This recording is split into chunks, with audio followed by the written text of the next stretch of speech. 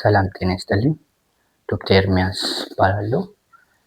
የነርቭ ሕክምና ስፔሻሊስት ነኝ። ስለዚህ ይህን ሰሞን ስለ ራስ ህመም እያወራን ነበረ።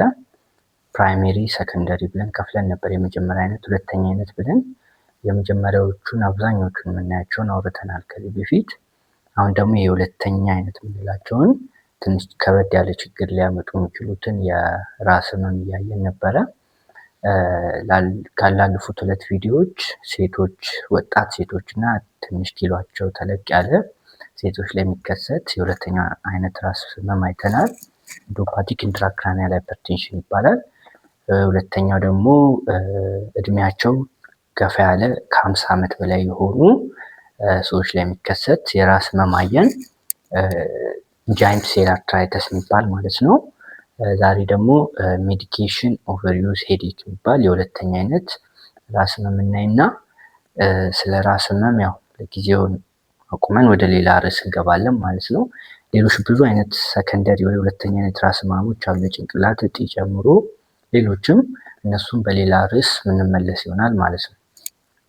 ስለዚህ ይሄ ሜዲኬሽን ኦቨርዩዝ ሄዴክ ማለት ከስሙ ሜዲኬሽን ያው መድኃኒት አብዝቶ በመጠቀም የሚመጣ የራስ ህመም ማለት ነው። ስለዚህ ኦልሬዲ ባለፈው ያወራናቸው የመጀመሪያው አይነት ራስ ህመም አይነት ይኖራቸዋል፣ ሚግሬን፣ ቴንሽን ታይፕ። ስለዚህ እነዚህን ያው ህመሙ ሲበዛባቸው እሱን ለመቀነስ ብሎ መድኃኒት ሲያበዙ ሌላ አይነት ራስ ህመም ሲይዛቸው ይሄ ሜዲኬሽን ኦቨርዩዝ ሄዴክ ምንለው ይሆናል ማለት ነው። ስለዚህ ምልክቱ ያው የመጀመሪያ አይነት ራስ ህመም ይኖራቸዋል ኦልሬዲ፣ ለዛም ነው ያው መድኃኒት የሚወስዱት። ከዛም በተጨማሪ መድኃኒቱ ላይ ሆነ እንደዚህ ጥገኛ የመሆን ነገር ይሆናል። ብዙም ሳያማቸው ይሄ ኦብሰስድ በመሆን ሊወስዱ ይችላሉ መድኃኒቱን አብዝተው ማለት ነው። እና ይሄ ለህመሙ ከሚገባው ቦታ ሊሰጡ ይችላሉ። እዛ ላይ ዲፔንድ ይሆናሉ፣ ጥገኛ ይሆናሉ ማለት ነው። እንዴት ማወቅ ይቻላል ለሚለው ደግሞ ክራይቴሪያ አለ። አብዛኛው የራስ ህመም አጠቃላይ ራስ ህመም የራሱ መጽሐፍ አላቸው። ስለዚህ እዛ ላይ ክራይቴሪያ አለ። ስለዚህ በወር ውስጥ ከ15 ቀን እና ከዛ በላይ የሚያማቸው ከሆነ አንድ፣ ሁለተኛ ደግሞ በወር ውስጥ ማስታገሻ መድኃኒቶችን ከ10 እስከ 15 ቀን በወር ውስጥ ለ3 ወር። ስለዚህ ይሄ ክራይቴሪያ ነው ማለት ነው።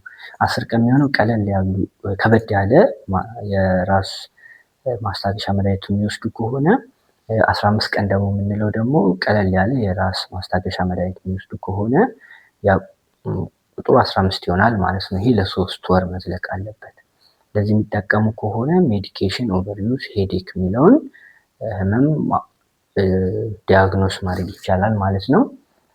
ህክምናው ላይ ስንመጣ መጀመሪያ መድኃኒቱን እንዲያቆሙ ማስተማር ነው። ያው ትንሽ ከበድ ይላል ያው ስለለመዱት ማለት ነው። እዛ ላይ ጥገኛ ነገር ነው የሚሆኑትና ትንሽ ሊከብድ ይችላል። ግን አንደኛው ህክምናው እሱ ነው፣ እንዲያቆሙት ማስገደድ እና መከላከያ መድኃኒቶች አሉ። ይሄ ዕለት ተዕለት የሚወሰድ መድኃኒት ነው፣ ህመሙንም ይቀንሳል ማለት ነው።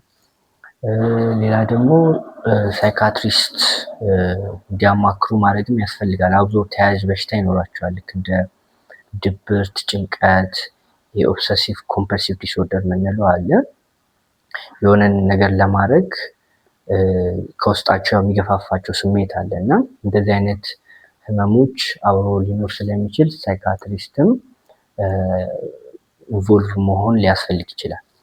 በመሀል ደግሞ የመድኃኒቱን በሚያቆሙበት እና ወደ መከላከያው በሚገቡበት በመሀል የሚሰጡም መድኃኒቶች ሊኖሩ ይችላሉ፣ እንደ አስፈላጊነቱ ማለት ነው። አመሰግናለሁ።